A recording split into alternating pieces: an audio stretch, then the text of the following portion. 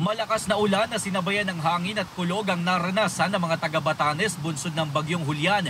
Sa bayan ng Basco, 74 na turista ang stranded, 2 naman sa Ivana. Ang mga magsasaka roon, inani na ang mga palay para maisalba. Ayon sa Batanes Electric Cooperative, asahan ng brownout sa ilang lugar sa mga isla ng Batan at Itbayat. Tulong-tulong naman ng mga otoridad, residente at ilang grupo sa pagtali ng mga bahay at paglagay ng mga tapangko o mga pangharang sa mga bintana pangontra sa malakas na hangin. Masungit na panahon din ang naranasan sa maraming lugar sa Cagayan. Sa bayan ng Kalayan, 31 pamilya na ang lumikas at nananatili sa evacuation centers. Dinala na rin ng mga residente ang mga bangka nila sa mas mataas na lugar. Ganyan din ang maagang paghahanda ng mga taga Santa Ana. 19 na pamilya naman mula sa 3 barangay sa Santa Pracedes ang namamalagi muna sa evacuation centers dahil sa bagyo. Patuloy rin ang pagbabantay ng mga otoridad sa Cagayan River.